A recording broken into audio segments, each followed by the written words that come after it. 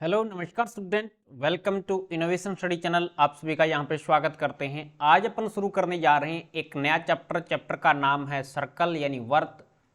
Chapter संख्या 10 है और इसका इस क्लास में अपन इंट्रोडक्शन पढ़ेंगे, बड़े शानदार तरीके से पढ़ेंगे।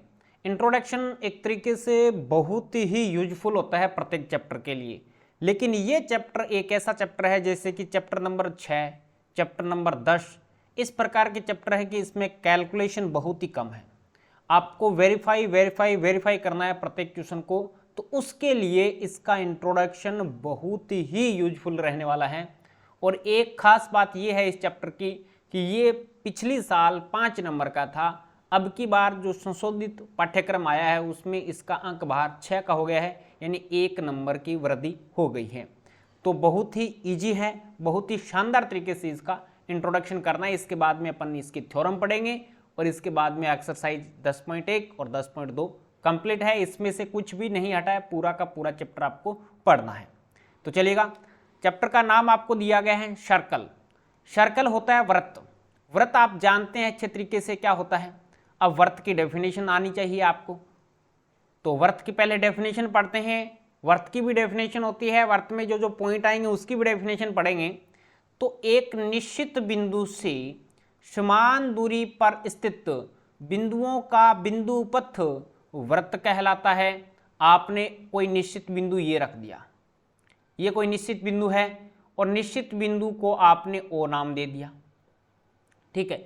इससे समान दूरी पे, इससे समान दूरी पे यानी ये कोई दूरी ले ली आपने और इस पे कोई बिंदु P ले लिया।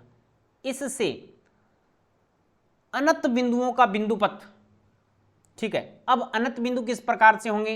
इस प्रकार से इनफाइनाइट पॉइंट होंगे। बहुत सारे बिंदुओं का बिंदु पथ क्या कहलाएगा?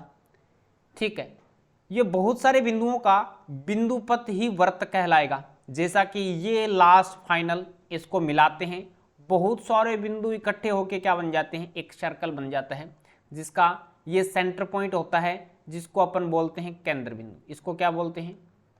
केंद्र बिंदु कहेंगे इसको। और केंद्र बिंदु से वृत्त के बीच की दूरी, ये मान लेते हैं बिंदु P है। ये जो केंद्र बिंदु से वृत्त के परिधि के बीच की दूरी को अपन क्या कहेंगे? त्रिज्या कहेंगे। और ये वृत्त का क्या कहलाएगा? परिधि कहलाएगा। ये वृत्त की परिधि होगी। Is that clear? जो चारों ओर का घेरा है वो बिंदुओं का बिंदु पथ है, रास्ता है, वो क्या कहलाएगा? परिधि। ये वृत्त की त्रिज्या, ये वृत्त का केंद्र, और इसको इसी दिशा में आगे की तरफ बढ़ा देंगे और ये बिंदु आपने ले लिया Q, तो ये PQ क्या बन गया? PQ इज इक्वल टू आपका व्यास बन गया, जो कि वृत्त की सबसे बड़ी जीवा होती है, जो वृत्त को 2 भागों में समद्विभाजित करती है। Is that clear? ये वृत्त से संबंधित कुछ एक बातें थी, ये सर्कल है। अब इस पे विशेष रूप से हम चर्चा करने वाले हैं। इस पे जो पॉइंट व्यू रहेगा हमारे पास में इस चैप्टर का, वो रहेगा स्पर्श रेखा का। वृत्त पे स्पर्श रेखा क्या होती है उसके बारे में थोड़ा डिटेल से पढ़ लेते हैं। वृत्त की स्पर्श रेखा, किसी वृत्त की स्पर्श रेखा वह रेखा है जो वृत्त को केवल और केवल एक ही बिंदु पे प्रतिच्छेद करती है। वृत्त की टेंजेंट कहलाती है, स्पर्श रेखा कहलाती है। Is that clear? अब देखो, मैं इसमें स्पर्श रेखा बना रहा हूं। जैसे आपने कोई सर्कल खींच दिया, आपने ये कोई सर्कल खींचा और आपने ये रेखा खींच दी, ये आपने इस रेखा का नाम दे दिया PQ। तो ये PQ क्या है? यहां से अप्रतिच्छेदी रेखा है,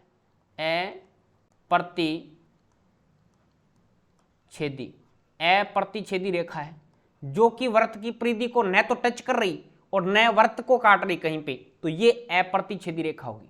अब थोड़ा सा इसको धीरे धीरे पास लेके आते हैं। जो PQ रेखा है उसको क्या है, थोड़ा थोड़ा धीरे धीरे पास लेके आते हैं। तो अपन ने इस प्रकार से एक सर्कल दूसरा बनाया और पास लेके आए, तो ये इस प्रकार से हो गई, थोड़ी ज्यादा नजदीक आ गई। इसका मतलब ये क्या हो गया? मैं थोड़ा सा इसको टच करवा देता हूं, 1 मिनट के लिए देखना। अब ये आपके थोड़ा नजदीक आ गई, इसका मतलब ये वृत्त की परिधि को 2 बिंदुओं पे काट गई PQ। ये बिंदु आपका O हो गया। तो ये कौन सी रेखा होगी? ये तो अप्रतिच्छेदी रेखा थी, ये क्या बन गई? प्रतिच्छेदी रेखा बन गई। प्रतिच्छेदी रेखा बन गई। और प्रतिच्छेद जो बिंदु होंगे वो कौन से हो गए, मैं थोड़ा सा अलग कलर से इसको शो करूं। ये बिंदु आपके पास में ए हो गया और ये बिंदु आपके पास में बी हो गया। तो ए बी यहां से क्या होगी, एक तरीके से जीवा होगी। पी क्यू प्रतिच्छेदी रेखा होगी और ए बी यहां से क्या होगी, ए बी यहां से क्या हो जाएगी, जीवा हो गई। लेकिन हमें तो पढ़ना क्या है, स्पर्श रेखा पढ़ना है। अब देखिएगा बनाते हैं सर्कल। आपने एक सर्कल खींचा, आपने एक सर्कल खींच लिया, इस पे आप टेंजेंट ड्रॉ करना चाहते हैं, स्पर्श रेखा खींचना चाहते हैं, तो वो किसी एक बिंदु पे टच करते हुए निकल जाएगी। इस प्रकार से एक बिंदु से टच करेगी ये, मान लेते हैं। और ये बिंदु आपका रह गया पी बिंदु रह गया, या आप इसको और नाम दे दो। पी तो हमने रेखा का नाम दे रखा है, तो इसका तो नाम दे दो आप पी क्यू, और ये बिंदु का नाम दे दिया आपने ए बिंदु दे दो। ये जो बिंदु है वो ए है, ये वर्त का केंद्र ओ है। अब क्या होगा, ये पी क्यू है वो स्पर्श रेखा है, ये क्या बन गई आपके पास में, एक स्पर्श रेखा बन गई। पी क्यू स्पर्श रेखा है। जो बिंदु ए है वो क्या है, स्पर्श बिंदु है, स्पर्श बिंदु है। और ओ वर्त का क्या है, केंद्र है। ओ वर्त का क्या केंद्र हो जाएगा। ए बिंदु को स्पर्श बिंदु कहेंगे, जहां पे केवल और केवल एक ही बिंदु पे टच करते हुए निकलेगी। यही हमने पढ़ा था कि स्पर्श रेखा क्या होती है, वह रेखा जो वर्त की परिधि को केवल एक ही बिंदु पे टच करे, एक ही बिंदु पे प्रतिच्छेद करे, स्पर्श रेखा कहलाती है। ये प्रतिच्छेदी रेखा, ये अप्रतिच्छेदी रेखा। इसके साथ में 2-3 बातें और भी क्लियर करवा दी मैंने आपको। अब चलते हैं नेक्स्ट पे। अब नोट लगा के लिख रखा है, इसका मतलब है तो कुछ खास। देखो, वृत्त के एक बिंदु पर केवल और केवल एक ही स्पर्श रेखा खींची जाती है। 1 नंबर का प्रश्न बनता है, वृत्त के एक बिंदु पर कितनी स्पर्श रेखाएं खींची जाती है। खालिस्तान भी बन जाता है, कई बार 1 नंबर का डायरेक्ट प्रश्न भी बन जाता है। तो वृत्त के एक बिंदु पर केवल और केवल एक ही स्पर्श रेखा, यहां पे ये नाम दे रखा है एक बिंदु पर, और केवल एक, इसमें भी राज है। मैंने एक मैंने सर्कल बनाया, वर्त बना लिया, इस पे कोई बिंदु हमने ले लिया, कोई पॉइंट भी ले लिया हमने, यहां पे ये पॉइंट भी पी ले लिया। इस पे क्या है, केवल और केवल एक ही स्पर्श रेखा, एक ही बिंदु लिया है, तो एक बिंदु पे केवल और केवल एक ही स्पर्श रेखा खींची जाएगी। मान लेते हैं ये स्पर्श रेखा ए बी है, और ये स्पर्श बिंदु क्या हो गया, पी हो गया, और यहां से ये हो गया इसका सेंटर पॉइंट ओ। ठीक है। अब जबकि नीचे क्या दे रखा है, जबकि वर्त की परिधि पे अनंत स्पर्श रेखाएं खींची जाती है। अभी आपने पढ़ा था कि वर्त की परिधि अनंत बिंदुओं से मिलकर बनी होती है, अनंत बिंदुओं का बिंदु पथ होता है। इसका मतलब क्या हुआ, वर्त पे इनफाइनाइट स्पर्श रेखाएं खींची जा सकती है, वर्त की परिधि पे इनफाइनाइट स्पर्श रेखाएं खींची जा सकती है, जबकि वर्त की परिधि पर एक बिंदु पर केवल एक स्पर्श रेखा खींची जा सकती है। जैसे ये खींच दी हमने, ये खींच दी, ये खींच दी, ये खींच दी, ये, इस प्रकार से अपन क्या खींच सकते हैं, इनफाइनाइट बहुत सारी अनंत स्पर्श रेखाएं खींच सकते हैं एक वर्त पे, जबकि एक बिंदु पर केवल और केवल एक ही स्पर्श रेखा खींची जाएगी। ठीक है, बहुत अच्छा प्रश्न बनता है यहां से 1 नंबर का, और आपको बोर्ड एग्जाम में भी देखने को मिलेगा। अब कुछ एक कंडीशन आ जाती है हमारे पास में, वृत्त के एक बाह्य बिंदु से वृत्त पे स्पर्श रेखा, वृत्त के बाह्य बिंदु से वृत्त पे स्पर्श रेखा कितनी खींची जाती है, देख लेते हैं। बाह्य बिंदु से वृत्त पे 2 स्पर्श रेखा खींची जा सकती है। कैसे सर जी, ये हमने सर्कल बना दिया और इसके बाहर हमने कोई बिंदु P ले लिया, P से वृत्त पे केवल और केवल 2 स्पर्श रेखा खींची जा सकती है बाह्य बिंदु से, इस प्रकार से, ऐसे और ऐसे। ये बिंदु P हो गया, ये बिंदु A हो गया, और ये बिंदु B हो गया, और ये वृत्त का केंद्र O हो गया। ठीक है, ये इसकी त्रिज्या हो जाएगी। अगर इसको मिलाते हैं तो ये इसकी त्रिज्या ही हो जाएगी भाई। जबकि केवल और केवल दो स्पर्श रेखा हो गई। स्पर्श रेखा कौन सी होगी यहां से बताओ मेरे को, स्पर्श रेखा जो केवल एक बिंदु पे टच करती है। तो यहां से एक तो हो गया AP और एक हो गया BP, ये हमारे पास में दो स्पर्श रेखाएं हो गई। बाह्य बिंदु से प्रश्न बनेगा कि वृत्त के बाह्य बिंदु से केवल वृत्त पे कितनी स्पर्श रेखाएं खींची जा सकती हैं, तो दो खींची जा सकती है। अब इसके बाद में प्रश्न है कि वृत्त के अंदर स्थित किसी बिंदु से वृत्त पर शून्य स्पर्श रेखा खींची जाएगी। ये बहुत बढ़िया प्रश्न बन गया। यहां से वृत्त के अंदर कोई बिंदु विराजमान है, ये हमने सर्कल बनाया, इसके अंदर कोई बिंदु, ये तो इसका सेंटर पॉइंट O हो गया, ये मान लेते हैं बिंदु P है, तो इससे कोई रेखा खींचेंगे, इससे कोई रेखा जाएगी तो वो छेदक रेखा के रूप में होगी। इस बिंदु से कोई रेखा जाएगी तो वो छेदक रेखा के रूप में होगी, स्पर्श रेखा के रूप में हो ही नहीं सकती। इसलिए अपन कहेंगे कि इस पे क्या है, शून्य स्पर्श रेखा खींची जा सकती है वृत्त के अंदर स्थित कोई बिंदु होता है तो। अब इसके बाद में नेक्स्ट पे चलते हैं। अब हमारे पास में कुछ एक कंडीशन अलग आ जाती है, इस पे थोड़ी चर्चा ध्यान से करनी है आपको। जब कोई दो वृत्त हैं एक दूसरे को क्या करते हैं, स्पर्श करते हैं, एक दूसरे को स्पर्श करते हैं, तब उस कंडीशन में केवल और केवल तीन उभयनिष्ठ स्पर्श रेखा खींची जा सकते हैं उन दो वृत्तों पे। अब देखो मैं दो सर्कल बनाता हूं, एक सर्कल आपने ये बना लिया, दूसरा सर्कल आपने ये बनाया, दूसरा सर्कल एक दूसरे को टच कर रहे हैं, छोटा बड़ा भी हो सकता है, सेम आकार का भी हो सकता है, कोई दिक्कत नहीं। ये आपने दो वृत्त बना लिए, एक का केंद्र बिंदु O है, दूसरे का केंद्र बिंदु O' है। दो वृत्त बना लिए जो कि एक दूसरे को क्या कर रहे हैं, स्पर्श कर रहे हैं।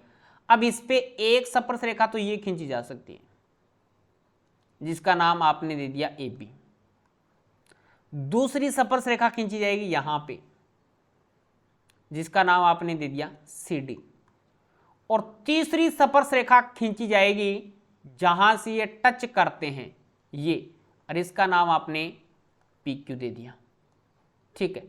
और स्पर्श बिंदु कौन से हो गए, स्पर्श बिंदु कहें तो आपको ये स्पर्श बिंदु हो गया, ये स्पर्श बिंदु हो गया, ये स्पर्श बिंदु हो गया, ये स्पर्श बिंदु हो गया, ये भी स्पर्श बिंदु हो गया।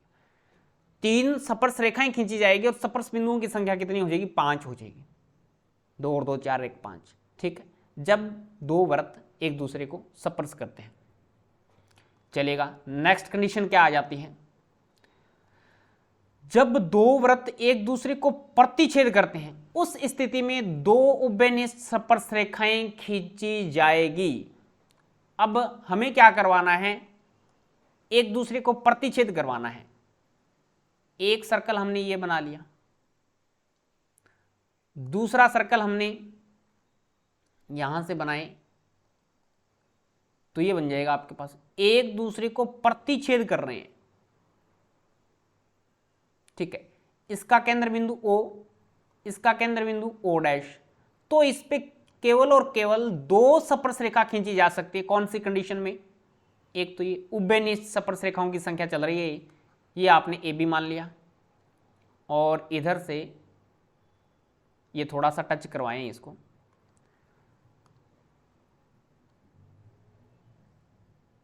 ये दो स्पर्श रेखाएं होगी AB CD, और स्पर्श बिंदु कौन कौन से हो गए बताओ, स्पर्श बिंदु आपके पास में एक तो ये हो गया, दूसरा ये हो गया, एक ये हो गया, और एक ये हो गया। तो इसके साथ साथ में दो स्पर्श रेखाएं होगी और 4 स्पर्श बिंदु होगी। अब देखिएगा नेक्स्ट क्या है, जब दो वृत्त एक दूसरे को स्पर्श नहीं करते हैं तो उस कंडीशन में 4 उभयनिष्ठ स्पर्श रेखाएं खींची जा सकती है। देखो किस प्रकार से बनेगा डायग्राम, ये हमने एक सर्कल बना लिया, इससे थोड़ा दूर हमें दूसरा सर्कल बनाना है, तो ये हमारा दूसरा सर्कल हो गया, ठीक है। छोटे बड़े हो सकते हैं, इक्वल भी हो सकते हैं। ये O हो गया, ये O', इसका केंद्र बिंदु मान लिया। अब देखो इस पे मैंने कहा कि 4 स्पर्श रेखाएं खींची जा सकती, किस प्रकार से खींची जाएगी, ये हो गया एक तो स्पर्श रेखा, थोड़ा सा इसको स्केल की सहायता से खींचोगे एकदम सही जाएगा, लेकिन आपके जो प्रश्न बनेगा वो इस प्रकार से बन सकता है। ये आपको बेसिक नॉलेज होना चाहिए। ये आपने AB रख दिया, दूसरी स्पर्श रेखा आपने इस प्रकार से खींच दी, ये आपके पास में हो गया CD। ठीक है, इसके बाद में 2 और खींची जाएगी। वो किस प्रकार से खींची जाएगी, यहां से इस प्रकार से खींचोगे आप, ये हो गई, और एक और खींची जाएगी कहां से, इस प्रकार से, ये 2 इस प्रकार से 4 CD EF हो गया, और ये हो गया GH, और ये आपके पास में स्पर्श बिंदु हो गए। यहाँ पे एक सर्कल पे 4 स्पर्श बिंदु होंगे, टोटल 8 स्पर्श बिंदु हो जाएंगे। तो जब 2 कोई सर्कल है वो एक दूसरे को स्पर्श नहीं करते हैं, न प्रतिच्छेद करते हैं, उस कंडीशन में उन 2 वृत्तों पे केवल और केवल उभयनिष्ठ 4 स्पर्श रेखाएं खींची जा सकती है मैक्सिमम। इसके बाद में चलते हैं नेक्स्ट पे। अब इसने क्या दे रखा है नोट लगा के कि किसी वृत्त की स्पर्श रेखा छेदक रेखा की एक विशिष्ट दशा है जब संगत जीवा के दोनों सिरे संपाती होते हैं, 1 नंबर का काम पक्का है। क्या बोला, दोबारा पढ़ लेते हैं। किसी वृत्त की स्पर्श रेखा छेदक रेखा की एक विशिष्ट दशा है जब संगत जीवा के दोनों सिरे संपाती हो जाए। अब यहां पे छेदक रेखा नाम आया तो मैं एक सर्कल बना देता हूं। सर्कल में आप क्या खींचेंगे, एक छेदक रेखा खींचेंगे। जैसा कि हमने सबसे पहले हमने एक अछेदक यानी छेदक रेखा खींची थी जिसका नाम आपने दिया था PQ, उसी प्रकार से दे देते हैं। इसका सेंटर पॉइंट O है, और जीवा कब बनेगी, वृत्त की परिधि पे मान लेते हैं यहाँ पे A बिंदु पे टच कर रहा है और यहाँ पे B बिंदु पे टच कर रहा है, तो यहाँ से जीवा कौन सी हो जाएगी, जीवा तो हो जाएगी हमारे पास में AB, और छेदक रेखा कौन सी हो जाएगी, छेदक रेखा हो जाएगी। छेदक रेखा का नाम रखेंगे तो PQ छेदक रेखा होगी और AB जीवा हो जाएगी। अब इसने ये बोला है कि छेदक रेखा की एक विशिष्ट दशा है जब संगत जीवा के दोनों सिरे संपाती हो जाए। दोनों सिरे कौन से हैं, AB। संपाती का मतलब होता है एक दूसरे के ऊपर विराजमान होना, A के ऊपर B आए या B के ऊपर A आ जाए, इस प्रकार की कंडीशन बन जाए तो उसमें अपन एक सर्कल दोबारा बनाते हैं। एक सर्कल हमने दोबारा बना लिया और इस पे अब मैं एक लाइन खींचता हूं। ये आपका PQ हो गया, ये सेंटर पॉइंट O रहा, और ये जो बिंदु है वही A हो गया और वही B हो गया, यानी एक दूसरे के ऊपर संपाती आ गए। अब यहां पे प्रश्न किस प्रकार से बनता है, किसी जीवा की स्पर्श रेखा, किसी वृत्त की स्पर्श रेखा छेदक रेखा की एक विशिष्ट दशा है जब संगत जीवा के सिरे हो जाएंगे। इस प्रकार से MCQs न देके डायरेक्ट इसमें से बनता है आपका फिल इन द ब्लैंक, रिक्त स्थान का एक प्रश्न पक्का बनता है इसमें से। तो कौन सी कंडीशन होगी, जब संगत जो जीवा होती है उसके जो सिरे होते हैं वो संपाती होने की कंडीशन में वो क्या बन जाती है, स्पर्श रेखा बन जाती है। जब ये धीरे धीरे धीरे धीरे इस प्रकार से एक दूसरे की तरफ नजदीक आते जाएंगे तो ये बिंदु हो गया। ठीक है, तो ये कंडीशन थी, ये इसका इंट्रोडक्शन था छोटा सा।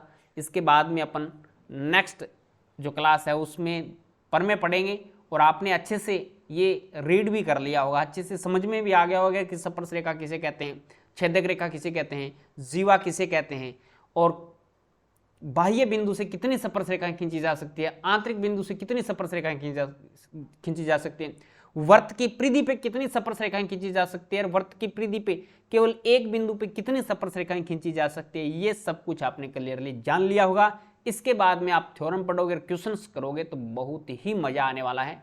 तो क्लास को लाइक करें, शेयर करें। नेक्स्ट क्लास में मिलेंगे कुछ नए के साथ। जय हिंद, जय भारत।